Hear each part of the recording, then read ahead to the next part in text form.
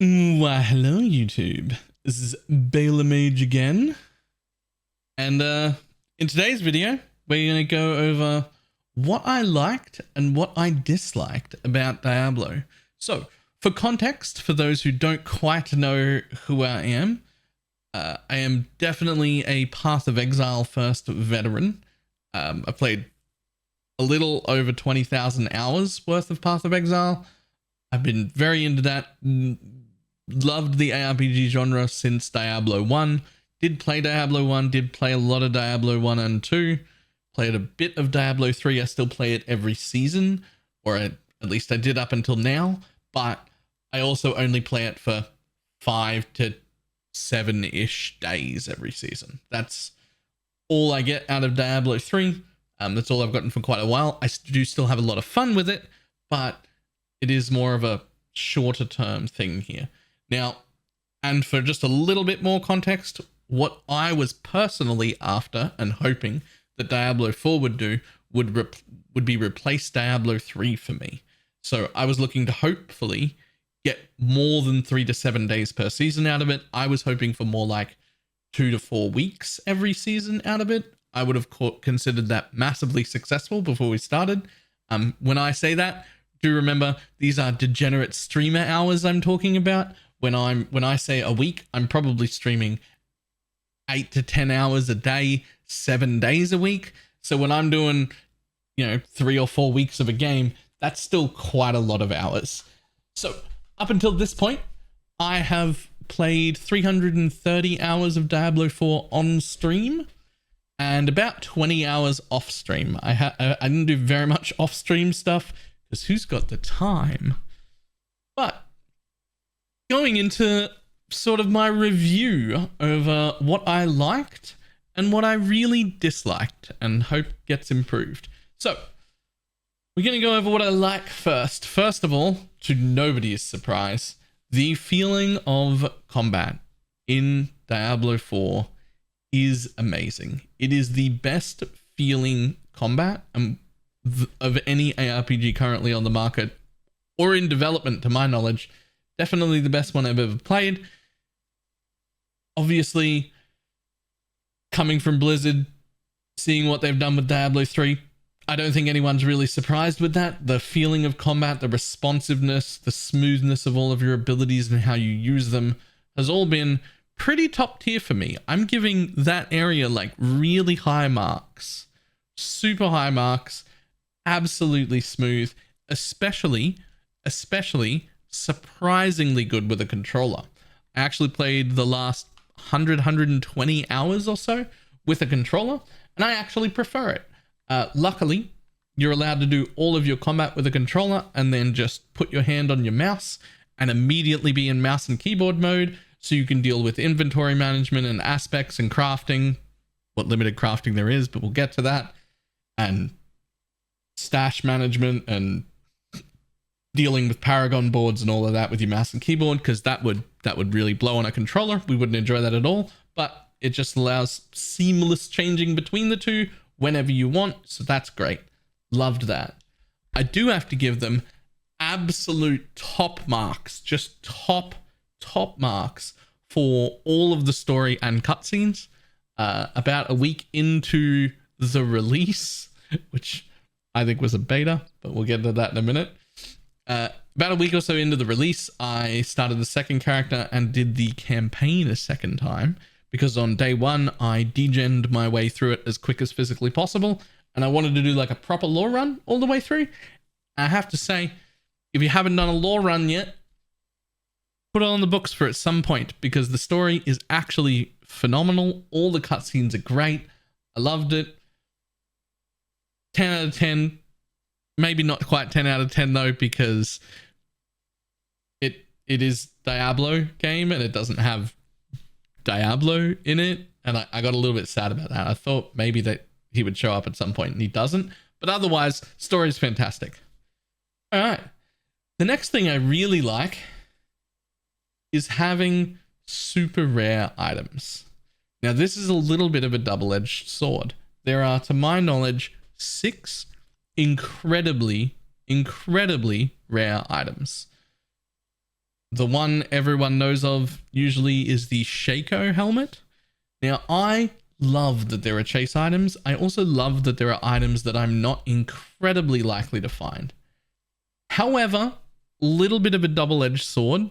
I do think they're a little bit too rare right now, which is a little bit counter to what I like about them. Like, I love that they're chase items. I love that they're not handed to me. And I love that it's not guaranteed that I will have it. But if you're a full-time degenerate like I am, and you're going to do 300 to 500 hours of it every season, it feels like I should be able to be reasonably confident that I would find at least one of these super, super rare items each league to build builds around. I can't do that, so they're a little bit too rare. That on top of them not being tradable, meaning I have to find them myself, which I'm fine with. I just think they've maybe turned that dial up a little too far. I think it's very easy to bring it back, so I'm not too worried about it. And I think they will bring that dial back a little bit because it is a little ridiculous currently. But I love the idea that there's actual proper rare chase items. That's amazing. The next thing that I like just made it into the positive category and surprised me. It surprised me how fun it was to gear up and get better gear. When I first started playing, I thought that the gear was just very, very simple and boring. And I just thought that, you know, the entire thing was just boring and simple and had no depth at all. And the more I played and the longer I got into it and the higher level I got, especially when I was getting into the mid 90s and onwards, I started to realize how much I was actually enjoying some of the process of gearing, especially getting the right stats, bringing it over to the crafter and like being like excited about it. It's still very simple, but I still think that the act of getting better gear is still actually pretty fun. There are some caveats that we'll get to in the dislike area, but I'm surprised by how much I liked it. So I'm actually putting gearing in the positive side of things, although little asterisks that it did only just make it there. It is surprisingly fun to get better gear, but it is still very simple. So I don't think it needs to be too complex to be fun, apparently, but I did. I used to think that. Now I don't. It seems to be still fun. So yeah, there we go. The next thing I like, again, a little bit simple once you get your head around it, but still very fun to use, is the Paragon Board. The Paragon Board is a really, really, really fun thing to interact with. It is a lot less fun when you're just looking up a build and copying it, because then it's just put all the pieces in the same way that they put the pieces in and then profit. But a few of my characters, I just made up my own builds, and as I went along, made my own decisions. And building the Paragon Board myself did give me just like a little hint, of that like PoE path of building, planning a skill tree feel. It definitely wasn't nearly that in depth. It was a lot simpler, a lot easier to grasp than that, but it was still like a little bit of that feeling. It still felt pretty good. So I loved that. Big fan. Those are the positives. Now, moving on to the things we don't like. This is not particularly great. This list is slightly longer, but we're going to try and burst through them all. And I'm going to start with the number one. The number one thing that annoyed me is the number one thing that has annoyed almost everybody. There is just no stash space. They give you 4 stash tabs total across all of your characters. And you have to keep all of your gems and all of the nightmare sigils that you don't want to destroy in them. And that takes up one whole stash tab, even if you're just keeping like the really good ones to continue, like, or power level an alt, or just some ability to store some things, is just it's just insane that they even started with that low amount of stash tabs. I don't get it. They did say they're working on solutions, but like, to me, the solution is give me 26 more of them. Like, what do you mean? You've got the solution. Like, I'm hungry. The solution is give me more food. You've got food and you've chosen to give me 2 peas. I'm just asking for a handful of fruit. All right. Like, it's not that big of a deal. Just more stash tabs. On the same vein, gems taking up inventory space has been very annoying. I believe we've been told that's not going to be the case forever, and then they're looking into fixing that. So that's fine. The next thing on my list of things I don't like, alt leveling. Alt leveling doesn't feel great. The main reason that it doesn't feel great is that it is far too slow compared to getting boosted. Now, I don't think that it is that overpowered, the speed at which we can boost right now. If you have a 4-man party, some friends to play with, and 3 of them boost you at once in various methods, you can easily, in 40 minutes, be level 50, and in an hour and a half, be level 60. And level 60 is the minimum requirement to enter World Tier 4, which is where you can get drops that matter.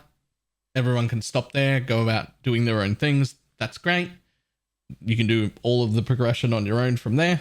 That's fantastic.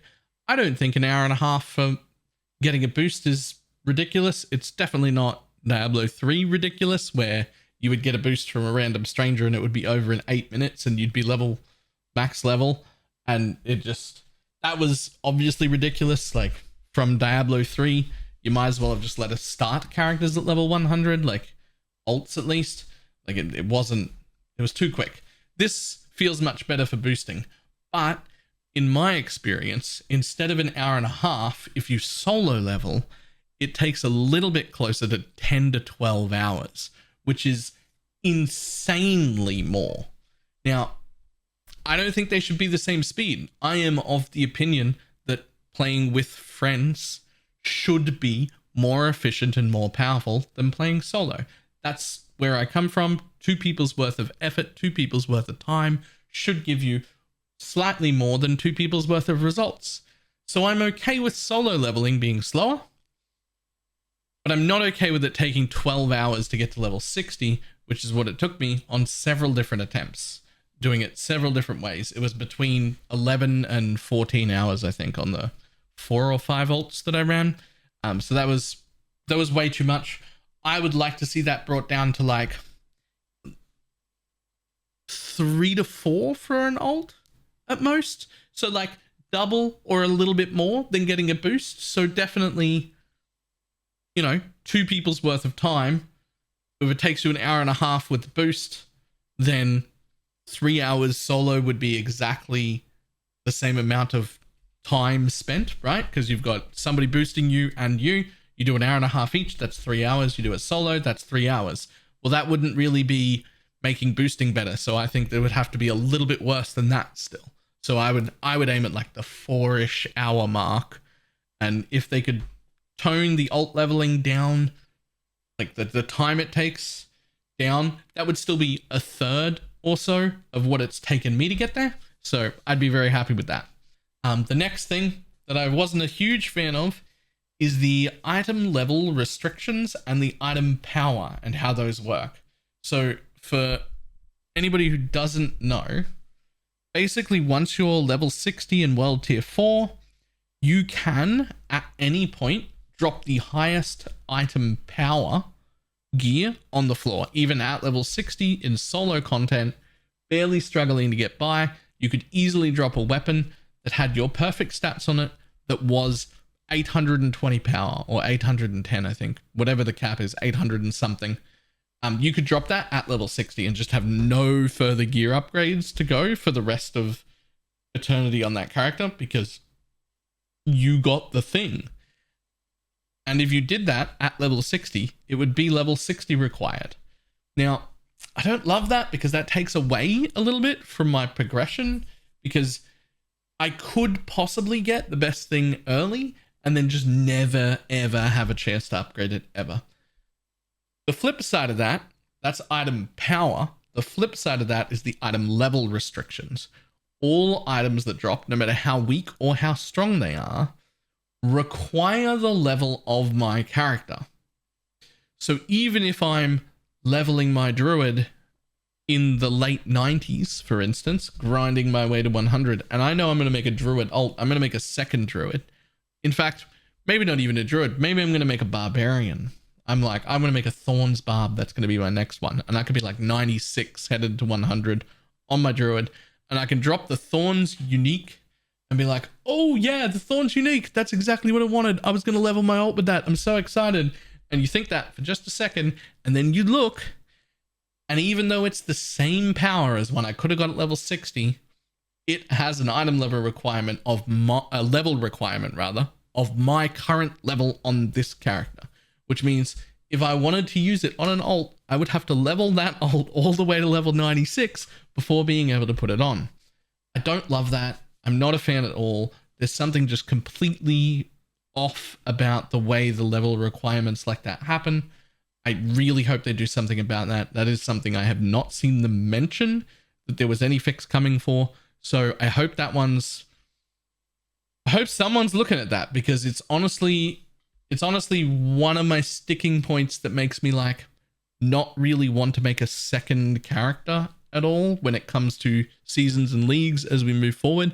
If I'm going to have this problem where I can never ever gather any gear, even basic stuff or like uniques or anything for an ult before I make it, I probably don't want to make ults. I'm a big fan of slow progression of my first character, and I'm okay with getting stronger over time and having to grind things out on my first character, but I don't like having to do that for every single character, every single league. I don't think it's reasonable to make me either. I think I've already put in the time and effort. I should be able to make a reasonably strong character almost immediately as an ult if I've done the work to collect the gear on my main. So I don't love that. I hope it gets fixed. On the same vein as that, I have a little bit of a gripe. This is a little bit of a minor gripe with the way level scaling works in the open world, because I miss something, and it took a while to put my finger on, but I miss this idea or this feeling where there's content that was just absolutely annihilating me and I couldn't go here. And I'm just going to say, like, for instance, there was a stronghold that I just couldn't get through. It was way too strong. I miss this feeling of being able to go and do easier content, grind up, and come back 10 levels later and be like, yeah, I can stomp it now. And that doesn't really happen in this game at all. Outside of Nightmare Dungeons, everything else, or Nightmare Sigils, everything else just scales to your level. So you never really encounter anything you can't do, and you never really come back and find anything that you now annihilate that you struggled with in the past. We've kind of lost that entire thing because of the level scaling, and so I think that that's a little bit off and a little bit weird. You can still get this feeling intentionally if you like turn down the world tier and just go and do easy content, but none of that can be rewarding in any way because there's no reason to go back world tiers. So I don't know. I don't know what the solution is there. I'm not a developer, but I didn't love that part. One minor mention, there doesn't seem to be a lot of options in support play of any kind. There's not very many ZDPS builds or groupers and gatherers and buffers and things like that. Like, there's a little tiny bit of it around, but there doesn't seem to be a lot of options for that. Now, I don't think that affects me personally too much because I tend to not play very much in parties, but seems like a missed opportunity. I'm sure there are a bunch of people who would like that, so just a minor point with that. The other thing, there's two more things that caused me some minor inconvenience that I hoped get worked out. One, I'm really sick of roads having just massive roadblocks in them when I'm on my horse traversing around. I understand I now don't have to do it for nightmare sigils, but there's a lot else going on. You don't spend all of your time in nightmare sigils, and it just doesn't feel like it adds anything fun. I don't think even a single time that I have run into an ambush that's trapped me and made me get off my horse, or a roadblock that has stopped me and made me get off my horse, there hasn't been a single encounter of those the entire time that I've found fun. None of them have been challenging. None of them have been engaging in any way. All of them have just been annoying. There is no reason to have them. As far as I'm concerned, those could go away. And the other thing that I think they're missing is that you can't teleport to group members from anywhere. It's really weird to force me to go back to town, to a main town only, and then take a portal to get to my friend. That's weird. Diablo 3 didn't make me do that. I could just right click on the portrait and go. And also, no matter what town I was in, there was always a flag. You could just click and load it instantly. So I don't know why they backpedaled on that from 3 to 4 and got rid of my ability to teleport. But I hope that comes back. They do seem to be open to changing things around and making stuff easier. So hopefully that gets addressed in the future.